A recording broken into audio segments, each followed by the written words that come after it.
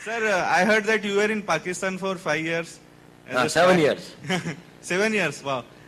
Yeah. I lived Sir, best. any such incident of dharma sankat, like you had to make some decision, either this or that. मैं आपको एक छोटी सी घटना सुनाता हूँ, ये इसलिए क्योंकि किसी ने अखबार में छापी थी कुछ साल पहले। ऐसा हुआ कि वहां पर एक लाहौर के अंदर में एक बड़ी भारी वो है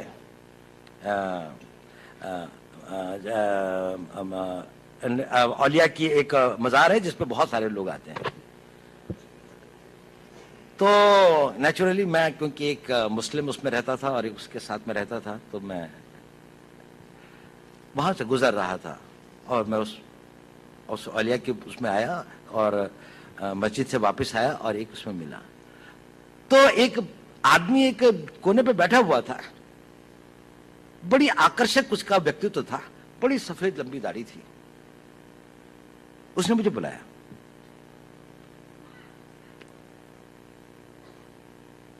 उसने कहा तुम हिंदू हो?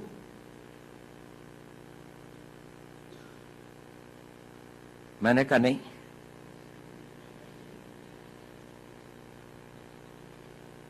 कहता मेरे साथ आओ। मैं उसके साथ चला गया। वो मुझे 2-4 गलियां ले जाके छोटे से कमरे में ले गया। उसने दरवाजा बंद कर दिया। उसने कहा देखो तुम हिंदू हो। मैंने कहा आप क्यों कहते हैं ये? कहने उसने कहा देखिए आपके कान छिदे हुए हैं। अब पता नहीं बचपन में हमारे यहाँ एक प्रथा है, मैं जहां का रहने वाला हूं, कि कानों को छेदने के एक कर्ण वेदन का एक वो होता है, एक वो है। अब शायद कम हो गई है, लड़कों की नहीं अब लड़कियों की होती है, लेकिन मेरे टाइम पे लड़कों की भी होती थी। तो मैंने कहा हाँ ये तो है कि मैं जब पैदा हुआ था तो था। मैंने कहा मैं बाद में कन्वर्ट हुआ। उसने कहा तुम बाद में भी कन्वर्ट नहीं हुए। खैर उसने कहा कि इसकी प्लास्टिक सर्जरी करवा लो, इस तरह से घूमना ठीक नहीं है। मैंने कहा अच्छा। खैर वो मैंने करवा ली या नहीं करा, इसके बाद में भी है, दिखाई देते हैं, कम दिखाई देते हैं पर दिखाई देते हैं। लेकिन मैंने कहा ये बताइए इतनी सूक्ष्म दृष्टि और इतना नहीं, मैंने नहीं कहा, उसने कहा। उसने कहा देखो पता है मैंने ये ऐसा क्यों कहा? मैंने कहा क्यों? उसने कहा क्योंकि मैं भी हिंदू हूं।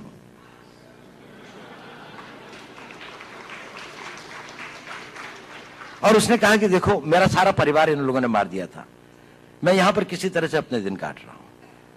मुझको बहुत खुशी होती है जब आप लोगों को देखता हूं, लेकिन मैंने भी अपना बेस बदला हुआ है। लेकिन देखो इस कमरे के अंदर, और फिर उसने एक अलमारी खोली, उसके अंदर में एक शिव जी की और एक दुर्गा की एक वो रखी थी।